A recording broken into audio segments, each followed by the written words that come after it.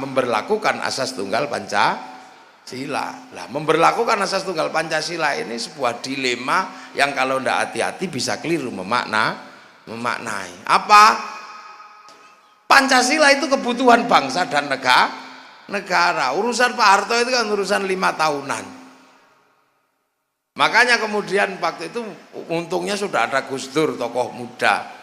Gus Dur melihat situasi seperti itu, maka Gus Dur mengumpulkan seluruh ulama untuk membicarakan bagaimana apa kebutuhan bangsa. Nah, kebutuhannya adalah Pancasila. Maka Kiai Ahmad Siddiq merumuskan ukhuwah watoniyah basyariah Islamiyah. Nah, akhirnya NU jadi. Pak Harto sendiri udah panik waktu itu mengganti M. Yusuf dengan Benny Murdani, Katolik. Itu yang kemudian jadi kampanye di Ciamis. Benny Murdani naik masjid pakai sepatu kayak gitu. Nah, termasuk waktu itu bikin CSIS. Ya. Nah, dalam situasi kayak gitu, ternyata NU punya sikap yang antik, bisa membedakan antara kebutuhan bangsa dan negara dan bisa membedakan antara kebutuhan politik Pak Harto. Pancasila itu kebutuhan bangsa dan negara, maka Pancasila diterima sebagai asas tunggal. Akan tetapi perlawanan dengan Pak Harto tetap jalan terus dengan tidak kemana-mana tapi berada di mana. Lu permainan canggih lah Pak Harto terus rumangsa, waduh kalah saya mainan sama NU. Pancasila sebagai kebutuhan bangsa diterima, tapi ngelawan saya jalan terus. Akhirnya selamat NU lah. Yang dorong agar NU anti asas tunggal Pancasila, waktu itu didorong dari belakang gini, numplang NU. Begitu NU terima Pancasila, ibaratnya orang didorong buang badan, yang dorong kejelungup.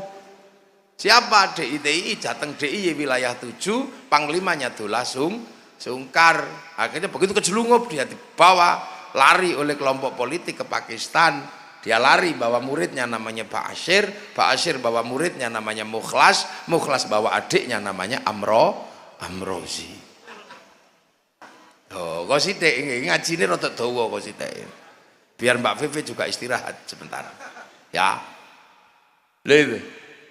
Lu akhirnya Pak Harto, udah deh, daripada aku pusing ngikuti permainannya NU, bangsanya diterima, tapi urusan politiknya jalan terus, maka kemudian Pak Harto nyuruh Mbak Tutut untuk ikut Gus Dur. Udah deh, ikuti Gus Dur kemanapun biar tahu buntutnya kemana, tidak kemana-mana tapi berada di mana-mana.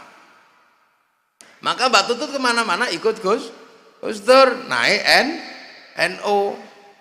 Nah itulah makanya kemudian Mbak Tutut kemana-mana memberikan barokah lewat bantuan pondok-pondok pesantren. Lah kenapa? Karena naik kendaraan itu bayar. Jadi kalau sebelum dikalahkan secara politik, memberi uang kepada NU itu suap, riswah, itu haram. Tapi begitu Pak Harto kalah dan Mbak Tutut ikut naik kendaraannya NU, namanya naik kendaraan itu bayar, itu namanya ujroh dan itu halal. Wah itu politik kelas tinggi. Nah, akhirnya kemudian Mbak Tutut kemana-mana ikut Gus Dur.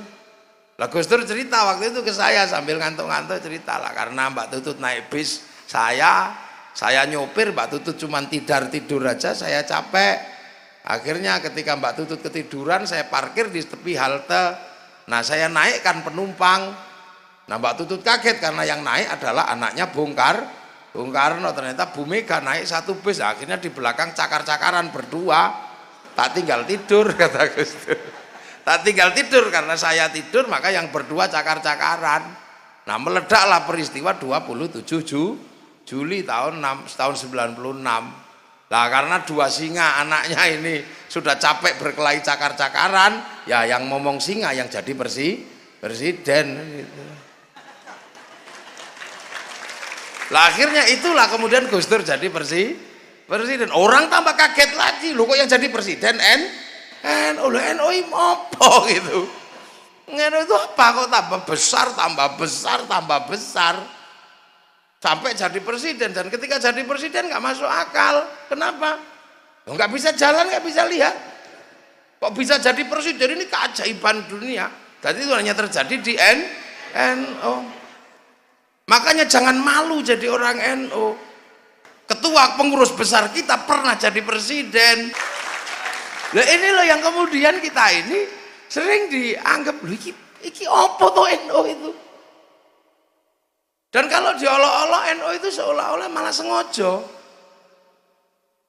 Lah ya toh, sholawatan dibilang musyrik, dibilang bid'ah. Ditemu bahkan sampai go gendera. Orang ini stres. NU lho apa? Dilokno bukan tambah-tambah ditemu. Kuburan dimusyrikan, sekarang kuburan tambah rame. Sarkup tambah banyak. Kuburan tambah rame. Akik musyrik tambah akian kabeh tambah rame. Lha itu makanya kalau orang enggak ngerti NU itu kasihan. Lha sekarang organisasi terbesar NU di dunia ini, organisasi terbesar itu Nahdlatul Ulama. Isinya ya pesek-pesek begini. Lah itu NU. Jadi orang enggak usah, orang kalau nggak ngerti NU kaget. Sekarang coba kalian tanya, mana ada organisasi segede ini? Nah inilah NU. Lah kenapa sih? Yang sekti itu apanya sih sebenarnya? Yang sekti itu namanya itu loh. Jadi yang sekti dari NU itu namanya ini memang nggak terlalu keren nama ini. Jadi memang Nahdlatul Ulama ini kira keren belas itu. Kenapa? Karena ulama itu kalau di kampung, kalau di Jawa kiai, kalau di sini ajengan. Lah ajengan atau kiai itu kadang yang ngutang rokok barang. Ini yang bikin nggak keren. Yang lain kan salafi, keren semua namanya. Saya makanya kalau ada pertemuan dengan orang-orang yang bukan NU itu minder saya. Kok namanya itu nggak keren sama sekali dulu itu, tapi begitu sekarang ternyata nama paling keren itu Nahdlatul Ulama.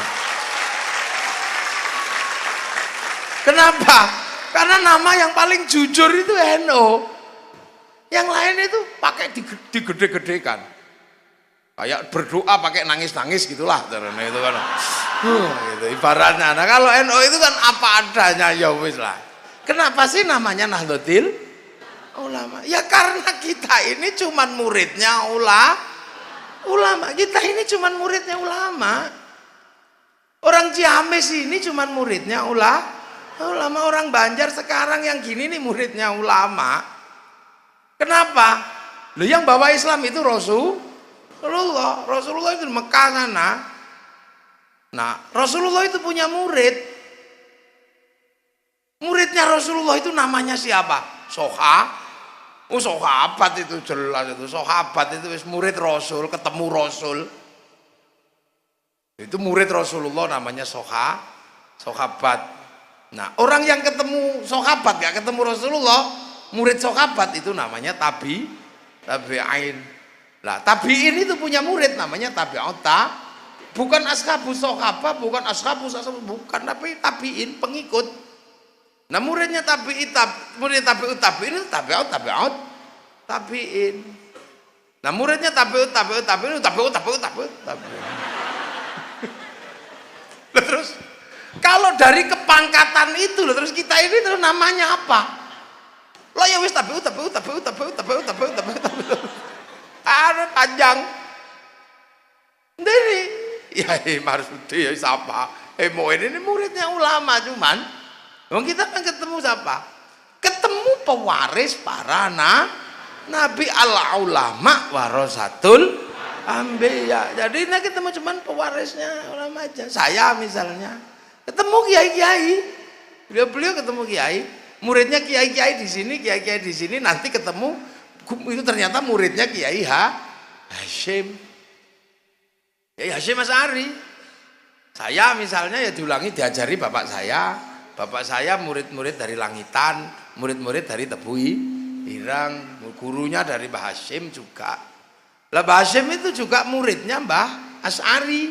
Mbah Asy'ari ini di Jombang sana, juga muridnya Mbah Khalil. Lah Mbah Asy'ari ini ya cuman muridnya Mbah Khairon atau Mbah Gareng. Mbah Asy'ari, Mbah Khairon muridnya Mbah Abdul Wahid Salatiga. muridnya Mbah Abdul Halim. Beliau muridnya Mbah Sufyan. Mbah Sufyan muridnya Mbah Jabar. Mbah Jabar muridnya Mbah Abdurrahman Sambulasem. Muridnya Mbah Abdul Halim Benowo. Beliau muridnya Mbah Cokrojoyo Sunan Geseng. Muridnya Sunan Kalijogo. Sunan Kalijogo murid Sunan Bonang. Sunan Bonang muridnya Sunan Ampel. Sunan Ampel muridnya Mbah Ibrahim Asmoro Kondi. Muridnya Syed Jumadil Kubro. Muridnya Syed Muhammad. Muridnya Syed Ahmad Jalaluddin Cempo. Muridnya Syed Abdul Malik. Murid Syed Alawi Amil Fakih. Murid Syed Ahmad Sokib Mirbat.